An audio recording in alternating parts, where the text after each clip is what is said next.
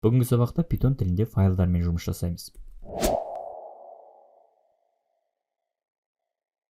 Жалпы Python тілінде файлдардың екі түрімен жұмыс жасай аламыз. Оның біріншісі мәтіндік, ақпаратты мәтіндік сақтау файлдары, CSV, TXT, HTML форматтағы файлдар. Екіншісі бинарлық, екілік файлдар. Кесінділер, аудио және бейне файлдары және де тағы да басқа.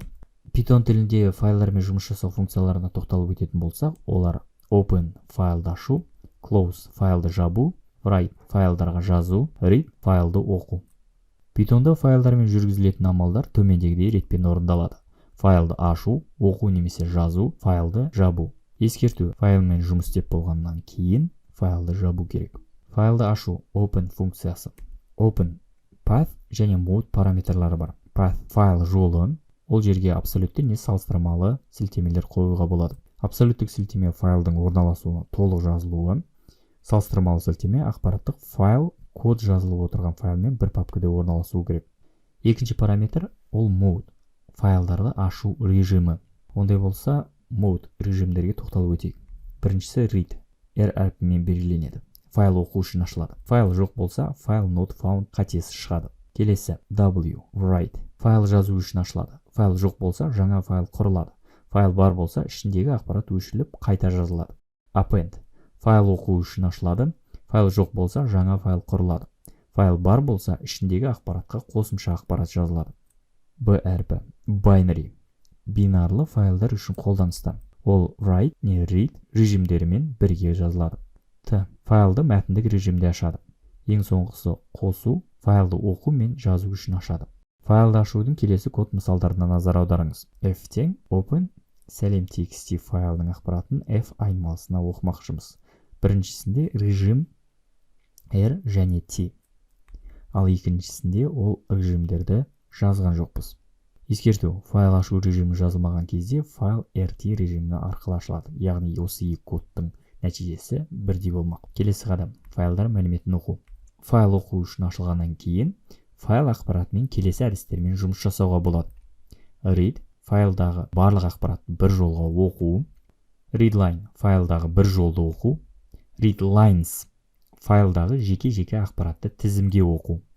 Ондай болса, келесі мысалдарға назар аударайық. Бірінші, F тең open салыстырмалы сілтеме арқылы qcode kz файлын оқып алайық. Және де файлмен жұмыс жасау режимі оқу read. Ондай болса, осы файлдың бірінші жолын экранға readline арқылы шығарайық. Ол үшін print f.readline деп жазайық. Енді келесі жолды экранға шығару үшін, яғни екінші жолды экранға шығару үшін тура осы кодты қайталап жазуым керек. Print f.readline. Ал егер мен тек қана бірінші жолдың 5 қана элементін экран бетіне шығарғым келетін болса, шақшалар ішіне 5 деген санды жазуым керек. Сонымен қатар мен for циклы арқылы файлдың әрбір жолымен жеке-жеке жұмыс жасасам да болады. Әрине, файлмен жұмыс істеп болғаннан кейін міндетті түрде жабуды ұмытпаймыз. F.close. Файлдағы ақпаратты оқып үйрендік, ондай болса файлға ақпаратты жазып үйренейік. Ол үшін біз екі режимді қолдана аламыз. Ол write және append. Ондай болса, келесі код мысалдарына қарайық. F тең open сәлем txt файлы append режимде ашылды. Файлға write функциясы арқылы жазатын болсақ, жаңа ақпарат файлдың соңына қосылады. Ал егер біз файлды write режимімен ашатын болсақ, файлдың ішіндегі ескі ақпараттың барлығы өшіріліп, біздің ақпарат жаңадан жазылады. Келесі пайдалы функциялардың бірі ол seek функциясы. Файлдағы деректерге еркін қол жеткізу үшін және файлдан оқу немесе оған жазу үшін меңзерді тиісті орынға қою seek функциясы қолданылады. Ондай болса, келесі кодқа назар аударайық. F тең open сәлем txt файлы болсын, write режимде ашылды, яғни жазу режимде ашылып тұр.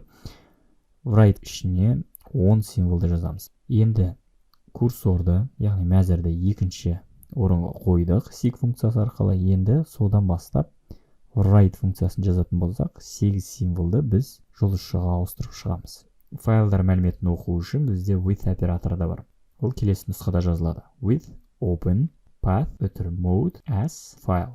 Мұнда файл айнымалының аты, path файлдың орналасу сілтемесі, mode файлдың ашу режимі. Файлдар мәліметін оқу with операторны келесі кодтар салыстырмалы түрде бірдей нәтиже береді. Мәселен, f тең open, сәлем нүкте txt read режимде ашылды.